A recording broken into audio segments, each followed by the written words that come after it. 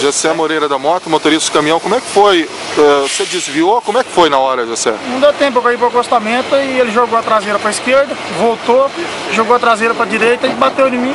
Eu tirei e caí pro mato aí. Então antes de bater no ônibus, ele bateu em você? Bateu em mim, rodou e bateu de frente com o ônibus. Pelo que você vinha, ele já vinha meio sem controle? Ele se perdeu na minha frente.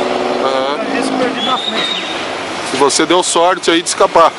Escapei, graças a Deus, o caminhão livrei dessa placa ainda. Só não tombou o caminhão, graças a Deus, comigo tá beleza.